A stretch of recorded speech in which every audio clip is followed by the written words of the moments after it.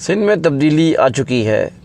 GTA के तहत जो जाम शोरों पे मुजाहरा हुआ है, हाईवे पे जो मुजाहरा हुआ है, ये कमाल है। ये बहुत बड़ी निशानी है।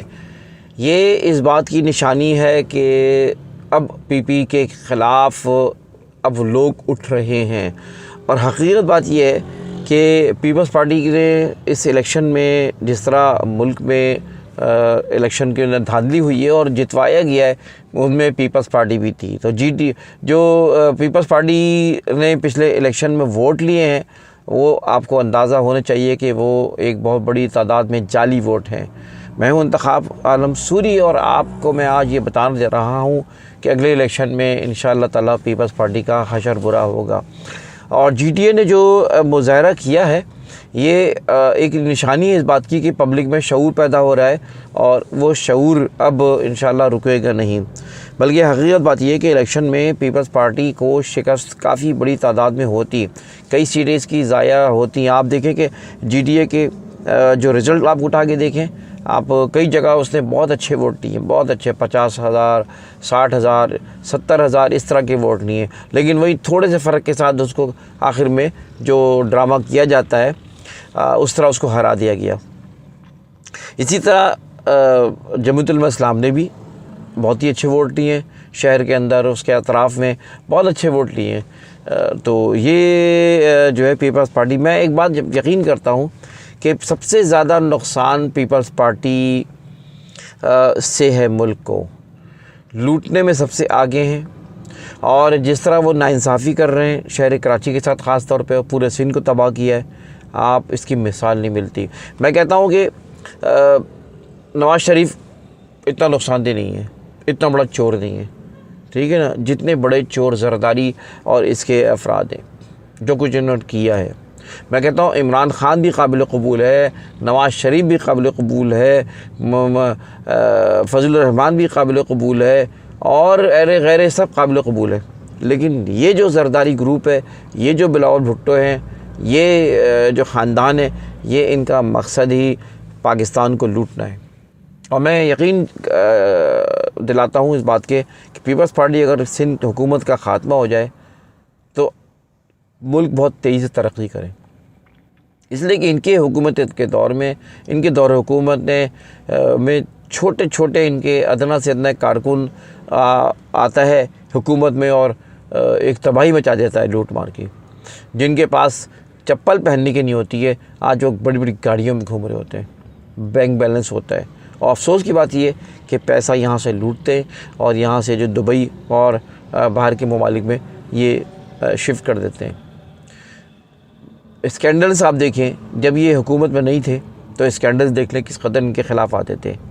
आप ये एक और बात देखें कि यानी आप किसी घर से सोना निकल रहा है, किसी घर से डॉलर्स निकल रहे हैं और मनी लॉन्ड्रिंग में आपके सामने कितने केसेस सामने आए। लेकिन बस वही है, जहाँ इनकी हुकूमत आ जाती है उसकी पुष्ट पनाही हो जाती है। तमाम किस्म के गबन, चोरी आप कराची में देख लें, SBCA के इदारा हो, चाहे जो है वो सरकारी इदारे हो। स्टील मिल को इन्होंने तबाह किया, PIA को तबाह कर रहे हैं। ये ओवर स्टाफिंग कर देते हैं, अपनी मर्ज़ी से भर देते। इसी तरह कई इदारों को इन्होंने तबाह किया है। बेनज़ीर स्कीम निकाल दी, पैसे दे रहे हैं। भाई पैसे क्यों दे रहे हो? एम्पावरमेंट पैदा करो पब्लिक के अंदर, लोगों को के अंदर जो है ना काम करने का शौक़, जज्बा पैदा करो। आप तो तुम नाकारा कर रहे हो उनको पैसे देके, हाँ, वोट लेने के लिए। ये इलेक्शन में 10-10 हज़ार, 5-5 हज़ार वोट पैसे देते हैं और वोट ख़रीदते हैं। वटेरों को इन्होंने ख़रीदा है, जागीरदारों को इन्होंने ख़रीदा है। हर गलत आदमी इनके साथ हो जाता है। और अब कराची में फिर ये कि कराची हो चाहे पूरे सिंध में, वोट जो है जिस तरह इन्होंने डलवाए हैं और जिस तरह इन्होंने अपनी अशीरबाश हासिल करने के बाद इन्होंने सीटें जो है मैनिपुलेट करके अपने नाम करी है, ये है एक तबाही। तो इस वक्त पीपल्स पार्टी के बारे में मैं सच बताऊं कि पीपल्स पार्टी के ख़िलाफ़ पब्लिक को उठना चाहिए। पब्लिक से मतलब ये है कि सिंधियों को जो है वो उनको अक़ल दिलवाएं, उनको शऊर दिलवाएं कि ये तुम्हारे लिए कितने नुकसानदेह है, इन्होंने तुम्हारे लिए क्या किया है, इन्होंने तुम्हें तबाह किया है, तबाही दी है। इनके ना शहर बन सके, ना गांव देहात बन सके, ना सड़कें बन सकी, ना जो है ना सफाइयाँ हो सकी, ना हॉस्पिटल्स के निज़ाम सही हुआ, ना जो है स्कूलों का निज़ाम सही हुआ। स्कूल तबाह, हॉस्पिटल तबाह, इनके इदारे तबाह, तबाही तबाह, तबाही तबाह। पीपल्स पार्टी के अब ये जो GDA का हुआ है, जिस तरह उसने कामयाबी ली, जिस तरह इन्होंने मुजाहरा किया है, एक निशानी इस बात की है कि तब्दीली आ रही है सिंध के अंदर। और हाफिज़ नईमुर-रहमान ने भी ख़िताब किया, ज़बरदस्त ख़िताब किया। ये भी अच्छी निशानी है कि हाफिज़ नईमुर-रहमान को उन्होंने बुलाया और अपने साथ शामिल किया।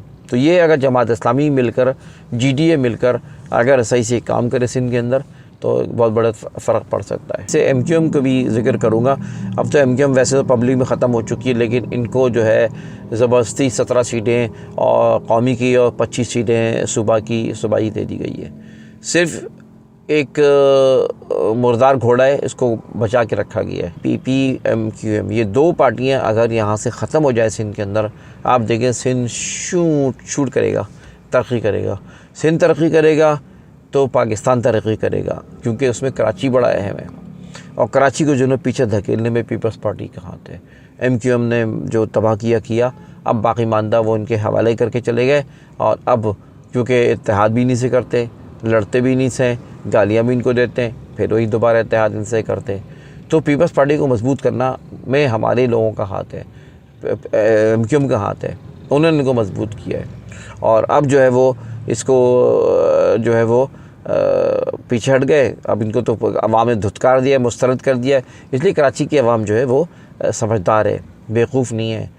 ये गांव देहात में नहीं रहते, जबकि सिंध के अंदर अभी बेवकूफ़ी के मामला चल रहे हैं।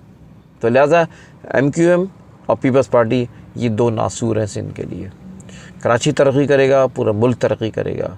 तो कराची और सिंध की बेहतरी के लिए इनसे छुटकारा हासिल अगर कर लें सब मिलकर, और लोगों को शऊर पैदा करें, और कुछ नहीं है, सिर्फ शऊर पैदा करें कि तुम्हें क्या दिया पीपल्स पार्टी ने, क्या तुम्हारे साथ किया है, तो आप समझे कि आपका वाह ही वाह। वीडियो को लाइक करें, कमेंट करें, और चैनल को सब्सक्राइब नहीं किया तो चैनल को सब्सक्राइब करें। इंतखाब सूरी को इजाज़त दें। अल्लाह हाफ़िज़।